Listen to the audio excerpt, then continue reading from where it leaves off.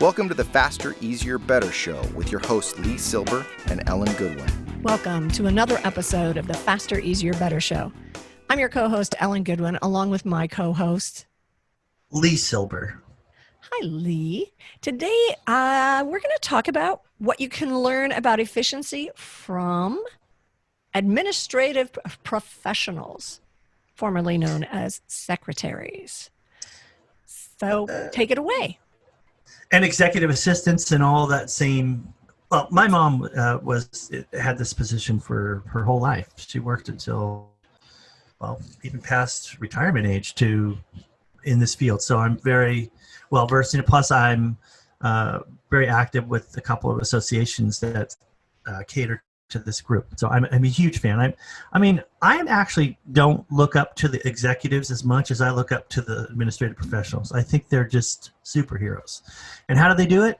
Well, some of the things they do, I think we can all learn from. For instance, they're good at everything. But the thing that I think we can learn from is they're usually good at, when they do a task, they're always thinking about how to do it easier the next time. How can I do this better?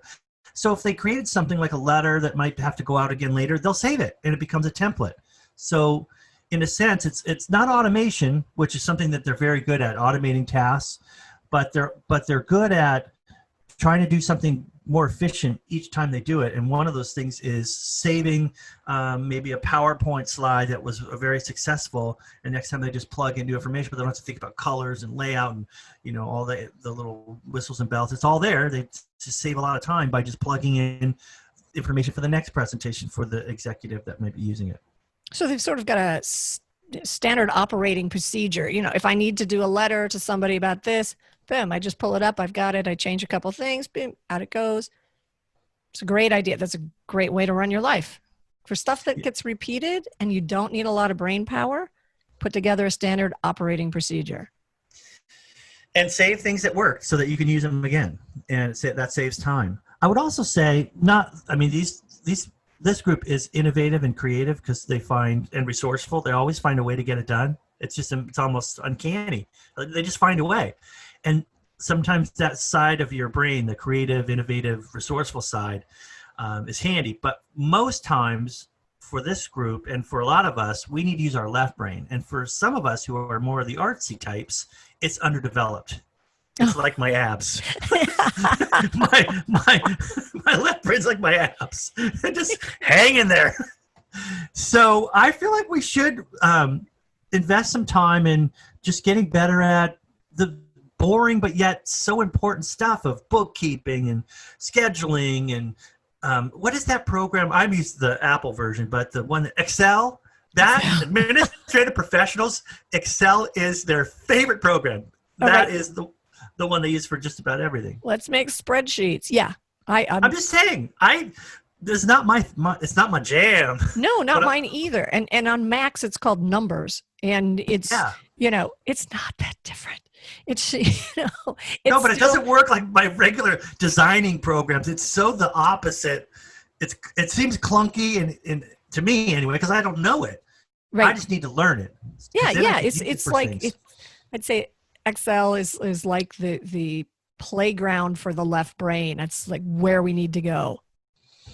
But I used it to lay out my new website that I'm designing for what would go where, and it was awesome. But I was slowed down because I'm right brain and I don't use it that often.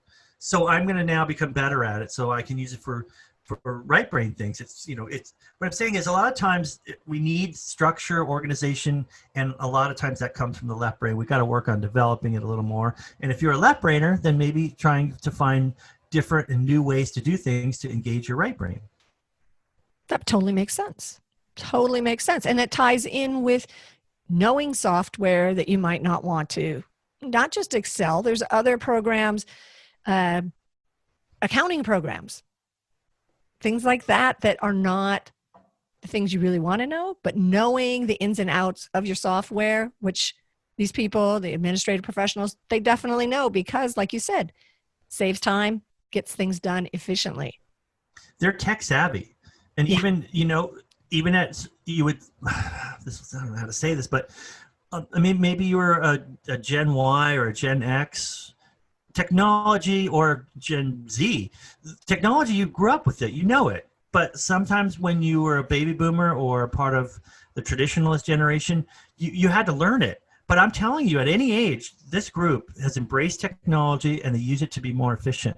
And it's a cool thing to see that you could learn software. It's just a reflection of what you did on paper in many cases, and just learning how to make it work. And I would add for this group, I had a long list, but I think if I was going to pick one more, because you're giving me the, hey, wrap it up, buddy, sign, which for you listening, it's basically just one finger in the air.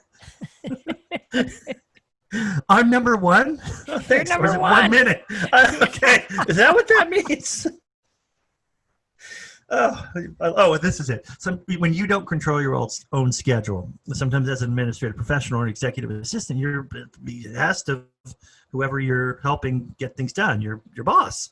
And so a lot of times the kids will come to me and say, Dad, will you help me with my homework? I try and leave some space in my day for unexpected things that I want to do or need to do without it affecting how much I'm supposed to do.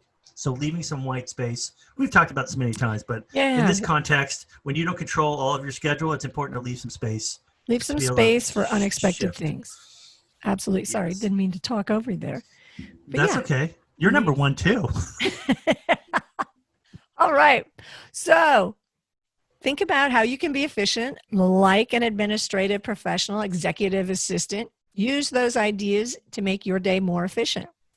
And of course, like, review, and subscribe to our podcast, and be back with us next week for another episode of the Faster, Easier, Better Show.